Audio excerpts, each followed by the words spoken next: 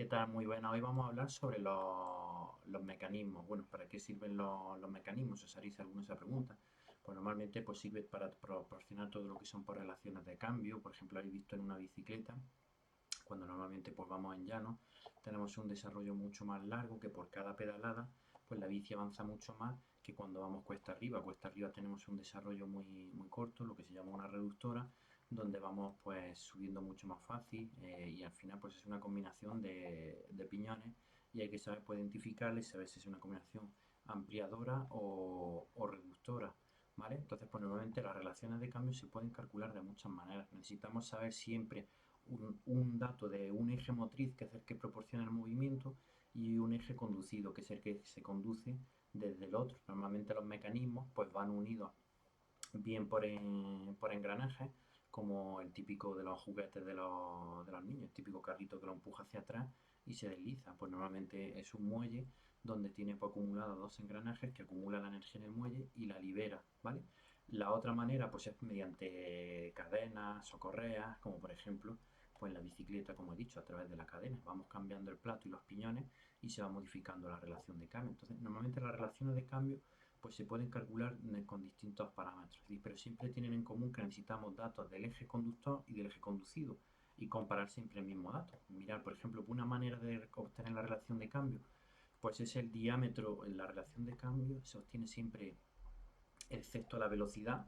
Quedaros con la idea de que la velocidad es 2 entre 1. El 2 lo vamos a interpretar siempre como el eje conducido y el 1 como el motriz, ¿vale? Y si hablamos de velocidades, pues siempre se mide la velocidad del 2 del conducido entre el 1. La velocidad pues la podemos proporcionar en velocidad lineal, metros por segundo, velocidad angular, radianes por segundo o velocidad rotacional, revoluciones por minuto, ¿vale? Entonces, pues mira, por ejemplo, para calcularla así sencilla, con diámetro, pues siempre con diámetro, radio, el número de dientes, momentos, es uno entre 2 al revés que la velocidad. Entonces, por ejemplo, la relación de cambio de dos ruedas, donde una tiene la rueda que proporciona el movimiento, la de los, por ejemplo, en una bicicleta, el plato, que es donde nosotros aplicamos la fuerza en los platos, ¿vale? En el plato con las piernas.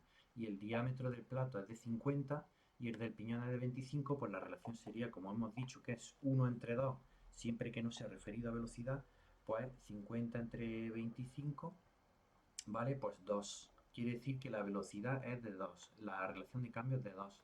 Las relaciones de cambio, si son mayores de 1, siempre es ampliadora. Y si son menores, reductora. Ampliadora quiere decir que el eje conducido se va a mover más rápido que el eje conductor, ¿vale? Entonces, pues una relación de 2 quiere decir pues que si damos una vuelta en el eje motriz, en el conducido se moverá a 2, ¿vale? Otra manera de calcularla, pues con el radio es la mitad del diámetro, ¿no?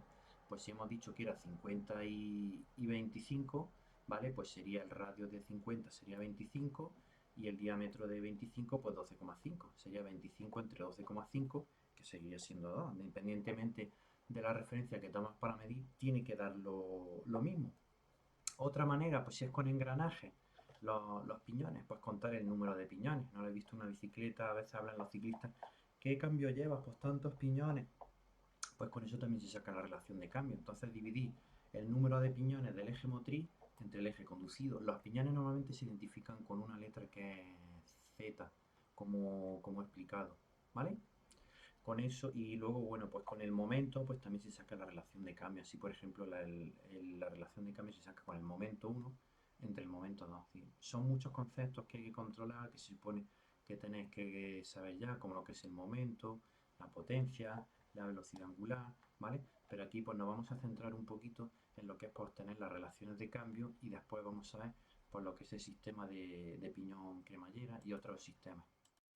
Vale, muy buenas, ¿qué tal? Pues vamos a empezar a avanzar todos los conceptos que hemos introducido. Yo aquí pues me he hecho un chuletario donde vamos a explicar la manera de obtener las relaciones de cambio y las otras propiedades que quiero mirar. Entonces, mirad, las relaciones de cambio, como bien he dicho, pues se obtienen de esta manera. Fijaros aquí pues todo el resumen que me he hecho. Quedaros con la idea de que cuando nos referimos a velocidades, siempre es la 2 entre la 1, ¿vale? V2 entre V1, W2 entre W1 y N2 entre N1. ¿Qué significan estas cosas? V es velocidad lineal, es decir, la velocidad de avance, la que normalmente todo el mundo conocemos. Cuando decimos un coche va a tantos kilómetros por hora, que ya sabéis que hay que traducirlo a metros por segundo, ¿vale? Si lo calculamos en kilómetros por hora, no importaría porque uno con otro, aunque no en la escala internacional, nos sigue dando la misma relación. Es decir, medirlo en kilómetros por hora o metros por segundo sería indiferente.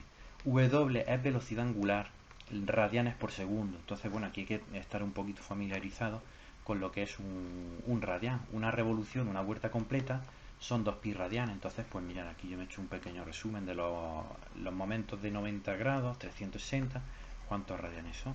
Entonces, la velocidad angular es radianes por segundo, que se infiere directamente también a través de la velocidad lineal partido por el radio que tenga la rueda, ¿vale? Entonces, tener cuidado cuando estamos calculando el 1 o el 2, porque si tienen radios distintos, pues tienen velocidades angulares distintas.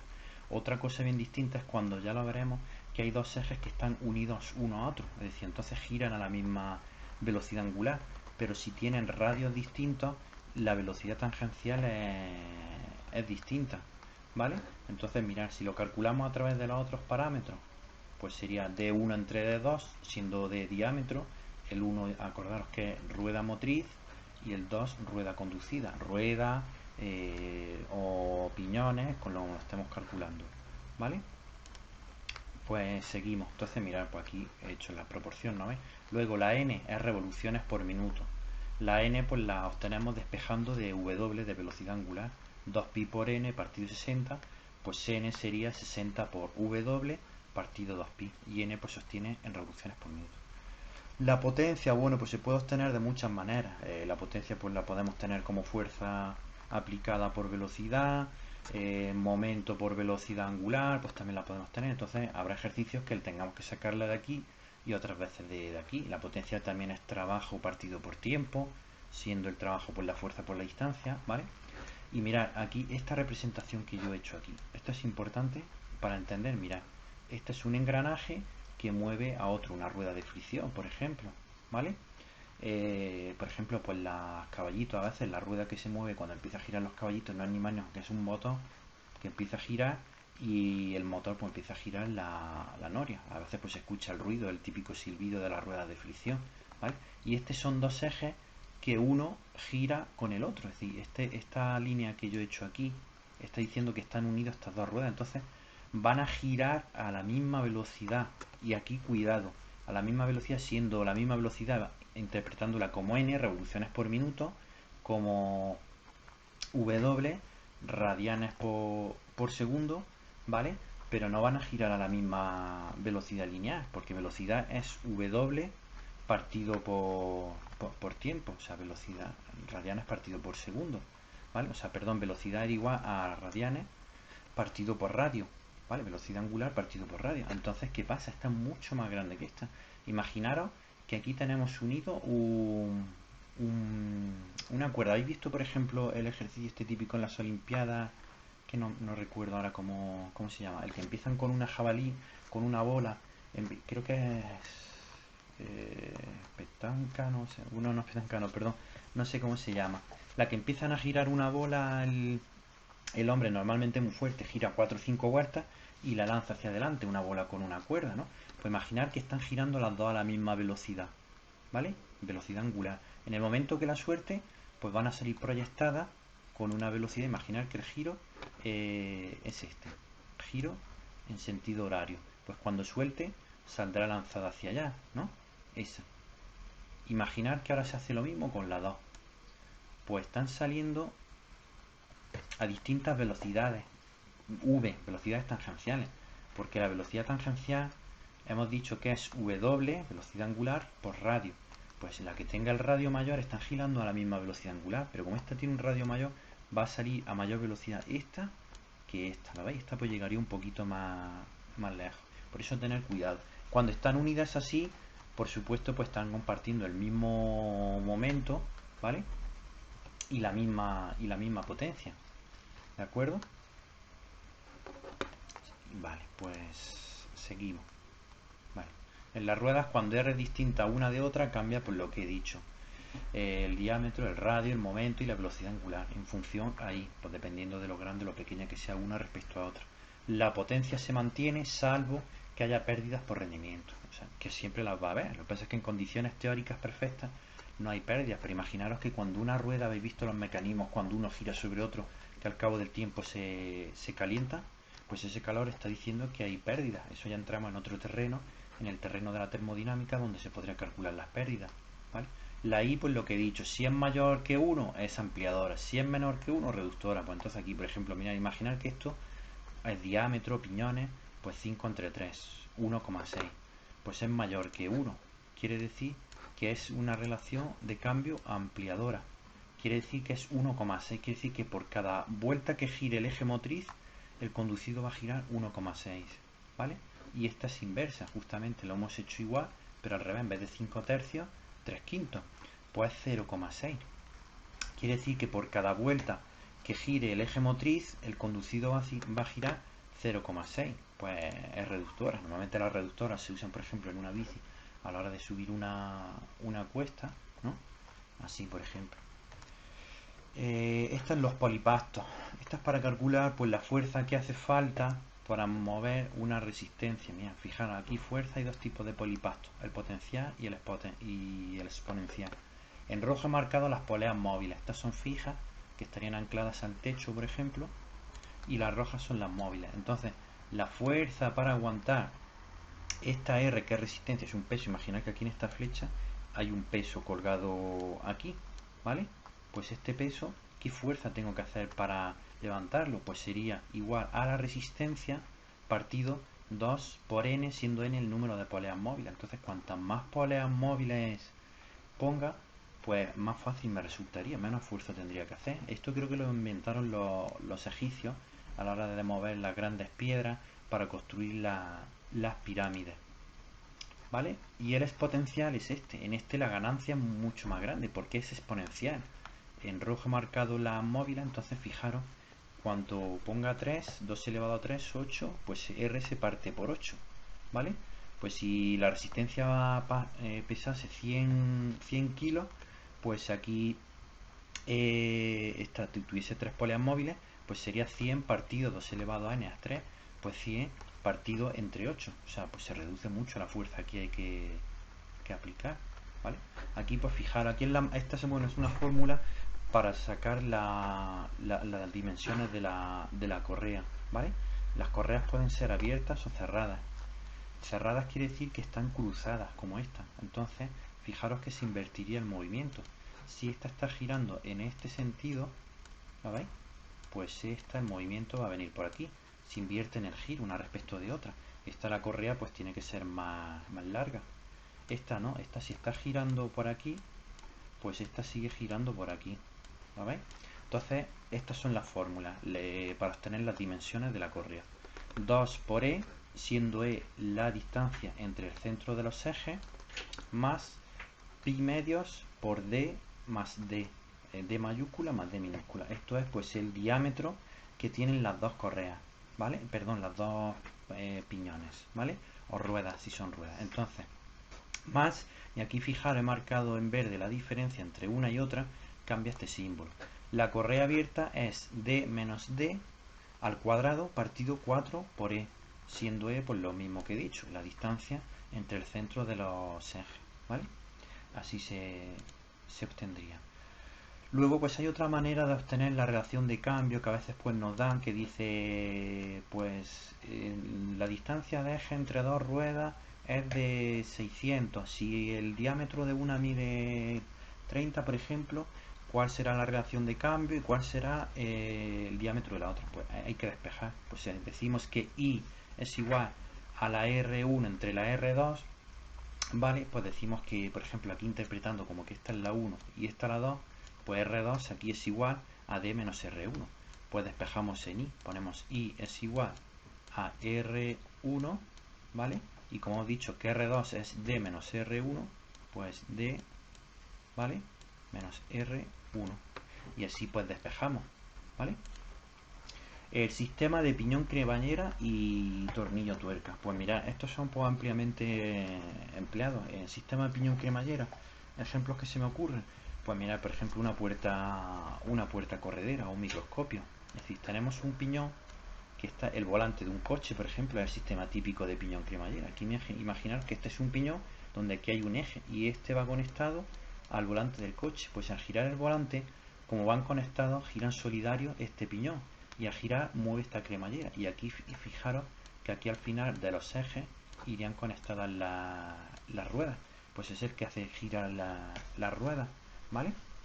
Entonces aquí pues normalmente lo que nos interesa conocer es la velocidad de avance, esta velocidad, la que avanza la cremallera. Entonces pues se obtiene normalmente siempre de la misma manera, mira, como P por Z por N. ¿Qué es cada cosa? P es el paso es la distancia que hay entre un diente y otro diente, aquí, esto que acabo de dibujar, ¿vale? Siendo paso pi por M, donde M es el módulo, es decir, el módulo que tiene un piñón. Y dice, bueno, ¿y qué es el módulo? El módulo es que aquí tenéis que distinguir entre el módulo primitivo, el interno y el externo. Vamos a explicar lo que es el diámetro, ¿vale? El primitivo, el interno. Mirad, cuando dos ruedas, si son ruedas de fricción, uy, me han salido muy mal, no, así, una sobre otra, pues están apoyando justamente en el borde, ¿vale? En el exterior totalmente. Pero los piñones, si os fijáis, este es un piñón, este es otro piñón, imaginar que es una así, ¿no? Y van apoyando. Pues los piñones apoyarían aquí en una zona media, que se llama el diámetro primitivo, no están apoyando totalmente en el exterior. Entonces los cálculos del módulo se hacen sobre el diámetro primitivo, la parte media donde apoyan los piñones. Y entonces se hace módulo es igual al diámetro partido por z. Aquí, ojo, el sistema internacional, las medidas siempre usamos metros, ¿no? Pero aquí diámetros hay que usarlo en milímetros. Y z es el número de dientes, ¿vale? Mucho cuidado aquí porque luego hay otra fórmula que veremos que se usa en metros. Y si queremos calcular el diámetro exterior, pues sería m es igual a diámetro partido z más 2, ¿vale? Y si fuese el diámetro interno, esto es lo que le he dicho, imaginar que estos son dos piñones que están apoyando, ¿vale? Pues donde apoya es aquí. El diámetro exterior pues sería este de aquí que apoyamos, justo en el pico de la corona, ¿vale? Y el interno pues sería este. Entonces, quedaros con la idea de que ya digo, el primitivo es este es el que más se suele utilizar, pero a veces nos van a pedir que calculemos el diámetro exterior. Entonces sería m es igual a diámetro exterior partido z más 2. Y si fuese el interior sería m igual a diámetro, siendo en milímetros, partido z menos 2,5, ¿vale? Entonces una vez que ya tenemos ese paso, pues lo podemos aplicar en la fórmula P por Z, siendo el número de dientes, que normalmente no lo da, y N revoluciones por minuto.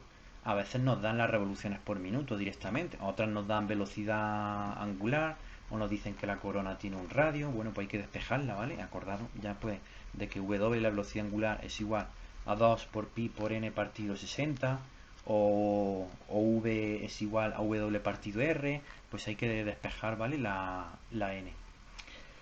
Y bueno, ejemplos que había dicho, pues el de un vehículo, el volante, de una puerta corredera, en un microscopio la rueda que giramos para acercar o alejar el zoom.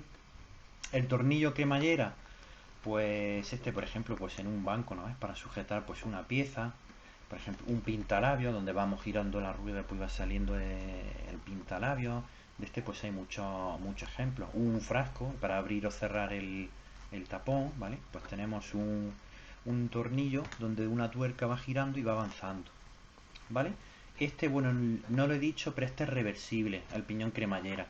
¿Qué quiere decir que es reversible? Que si yo giro la cremallera, el piñón gira. Y si giro el piñón, uno le transmite el movimiento al otro. El tornillo cremallera no es reversible. Es decir, si yo giro el tornillo, ¿vale? O sea, el tornillo se va a desplazar sobre la tuerca. Pero si yo aprieto la tuerca hacia izquierda o hacia derecha, el tornillo no gira, ¿vale? Eso es lo que tenéis que interpretar. Y el avance del tornillo del piñón cremallera, del tornillo cremallera, perdón, es igual a P por E por N. Aquí hemos cambiado la Z por E. ¿Qué es la E? La E es el número de entrada. Es decir, mirad, aquí he hecho una representación. El número de entrada, si os fijáis, pues esto es un tornillo sin fin, que va haciendo así, así. Pues es el punto donde empieza la hélice que rodea el tornillo. Entonces justo al principio nos fijamos si tiene uno, si tiene dos, ¿vale? Eso sería la E. Entonces, pues ya digo, el avance aquí, tal y como lo estamos calculando, como el paso lo traemos en milímetros, ¿vale? El avance es en milímetros por minuto. que no es en el sistema internacional, en metros por segundo, ¿vale? Para que lo tengáis en cuenta. Y aquí, bueno, pues otras fórmulas menos importantes. Fijar esto, pues un gato, ¿no veis? Aquí pues hago la fuerza en el brazo y esto se desplaza. Aquí, ojo, lo he puesto porque aquí si usamos sistema internacional. Aquí fuerza que aplico por 2 por pi por L, L siendo el brazo. Por eso he visto que cuando se va a aflojar un tornillo de una rueda, pues cuanto más grande sea el brazo, menos fuerza hacemos. Es igual al paso. El paso pues es la distancia que hay pues entre, aquí en los piñones habíamos dicho que es entre un piñón y otro, aquí entre una hélice y otra, siendo la hélice las vueltas que va dando alrededor del tornillo, ¿vale? Entonces, fuerza por 2 por pi por R es igual al paso del tornillo por R. R es la resistencia que se opone al movimiento, el peso que tenemos encima. Por ejemplo, aquí hay que usar sistema internacional. Sistema internacional quiere decir que el paso es en metros, ojo con esto, a diferencia del piñón cremallera y tornillo, ¿vale? Donde es en milímetros. Y aquí el momento es en newton por metro. Mucho cuidado con eso. Y entonces, mirad, aquí tenemos una mejor representación de lo que he dicho del diámetro, ¿vale? El exterior y el interior. Fijaros aquí donde apoyan normalmente los piñones es aquí, donde estoy dibujando la flecha azul, ¿vale? El exterior sería este y el interior este, ¿vale? Entonces, pues podemos a veces obtener el diámetro interior de los dientes en base a estos parámetros. Luego a veces nos piden el grosor que tiene un diente, que sería esto y el hueco. Y entonces nos tenemos que quedar aquí la idea que el paso es el grosor más el hueco, toda esta distancia. Entonces, pues hay distintas maneras. El grosor del diente sostiene como 19 partido 40 por el paso y el hueco 21 partido 40 por el paso. Dice, bueno, estas fórmulas son estándar pues por las métricas que usan, para los ángulos que tienen los dientes, ¿vale? Quedaros con esa idea. Otro sistema, pues el de leva. Dice, bueno, ¿dónde se usa la leva? La leva es cuando queremos tener un movimiento de ida y vuelta alternativo, que se esté repitiendo de forma infinita. Dice, pues por ejemplo, en un motor, no es casualidad que se llame pues el árbol de levas. Las levas es el que abre y cierra la válvula, abre y cierra la válvula. Entonces este mecanismo, al girar, imaginaros que el eje está conectado aquí, ¿vale? Esto no es céntrico. Entonces cuando produzca un giro, va a producir, imaginaros también en una excéntrica, que se llama así. Mira, imagina que esto es una rueda y aquí trazo un eje. Como no está en el centro el movimiento, cuando esto gira hacia arriba, pues va a estar en esta posición, fijaros. Así. ¿Lo veis? Sube mucho. Y cuando lo ponga hacia abajo, hace así. ¿Lo veis? Se mueve hacia arriba y hacia abajo y va produciendo un desplazamiento vertical. El desplazamiento vertical se mide como la R menos la R, la distancia que hay desde donde se atraviesa el eje hasta el extremo de un lado y hasta el extremo de otro. Eso es lo que sube, ¿vale? Con una céntrica igual, ¿vale? Y aquí, bueno, pues respecto a un motor, la carrera de un motor en lo que sube y baja el pistón, como está conectado bajo el cigüeñal, pues la carrera es 2 veces el radio que tiene el cigüeñal, ¿vale? Y aquí, bueno, pues la ley de la palanca. Alguna vez habréis visto las grúas cuando están en la calle, que están pues sin trabajar, y tiene un peso enorme en un lado y tienes en el otro lado pues un brazo, ¿no? Y dice, bueno, ¿y cómo no se cae si tiene un montón de el brazo por otro lado? Vosotros habéis visto que cuando ponéis más peso en un lado que en otro, pues se termina cayendo. Pues eso es porque está cumpliendo la ley de la palanca. La ley de la palanca quiere decir que la fuerza que aplico por un lado, por la A siendo la distancia hacia el fulcro, ahora explicaremos lo que es el fulcro, es igual a la fuerza por el otro lado por el fulcro. El fulcro es el punto de apoyo donde aplico la fuerza. Dice, imaginar el típico balancín donde juegan los niños en los parques recreativos, ¿no? Pues se pone un niño por un lado y otro por otro. Pues si se sientan los dos en la silla, que están a la misma distancia, y uno pesa de un lado más que de otro, pues termina llevándose el peso hacia ese lado. Pero como el fulcro sería el punto de apoyo, entonces fijaros, está el balancín. Aquí está la silla de un lado, la silla de otro y donde apoya. Pues este es el fulcro. Entonces, la distancia que hay de aquí a aquí por la fuerza que se aplica en este lado, el peso, es igual, para que se mantenga en equilibrio, a la distancia que hay de aquí a aquí por esta fuerza, ¿vale? Entonces, ¿cómo podemos hacer que una persona que pese menos equilibre el peso por el otro lado? Pues aplicando un brazo mayor. Es decir, si por un lado de la ecuación tenemos menos peso, pues vamos a hacer que la distancia sea mayor. Entonces equilibramos el peso. Entonces una persona que pesa menos, pues puede hacer equilibrar el peso aplicando un mayor una de distancia. Pues, todas estas cosas, pues a veces veo gente haciendo pues disparates y bueno, simplemente porque no conocen la ley de la palanca. Entonces con aplicar una distancia mayor, pues podemos hacer la misma fuerza, ¿vale? Es importante pues saber eso. Nos cansaremos menos y realizaremos el mismo trabajo. ¿Vale? Bueno, aquí la explicación que había dicho de cuidado cuando son cadenas de ruedas o cuando están pues girando solidarios, están unidos uno a otro, ¿vale? Entonces el momento 1 es igual al momento 2, la velocidad angular de 1 es igual a la velocidad angular de 2, ¿vale? Bueno, aquí, no, esto está mal, aquí M1 sí, sí, aquí vale, sí, pero son dos distintos. Entonces aquí el momento de 1 no es igual que al momento de 2, ¿vale? Porque tienen distintas velocidades angulares. Y para que, por ejemplo, si no hay pérdida en la potencia que transmite uno es igual a la potencia de 2, interpretamos la potencia como el momento por la velocidad angular, este va a girar mucho más rápido que este, ¿no? Este, si lo fijamos, empezamos a transmitirle movimiento a esta rueda, esta es mucho más grande que esta, imaginaros que es el doble de grande, y si calculamos la relación de cambio, pues el doble sería 2. Este giraría 2 veces más rápido que este. Pues si potencia es igual a momento por velocidad angular, este tiene una mayor velocidad angular. Para que la potencia sea igual, por lógica, este debe de tener un momento menor que este. ¿Vale? Y bueno, pues aquí lo que he dicho, que las ruedas se apoyan justamente en el borde aquí. Y cuando son ejes, o sea, engranajes, aquí fijaros, apoyan en la zona media, en el diámetro primitivo. Y podemos calcular el interno o el externo. ¿Vale? Bueno, pues espero que os haya servido de ayuda. Hay una serie de conceptos que tenéis que tener controlados, como lo que es la velocidad angular, la velocidad rotacional, ¿vale? Quizás pues un poco también los cálculos de potencia, pero bueno, con esto tenéis ya lo básico para empezar a calcular por relaciones de cambio. Pues ya empezaremos a hacer ejercicios y complicarlos un poco para ir despejando las incógnitas, pues ir entendiendo pues todos estos conceptos de cómo funciona lo que es un momento de torsión, la velocidad angular, la potencia, lo que son las pérdidas por rendimiento, ¿vale? Bueno, pues un saludo y nos vemos en el próximo vídeo.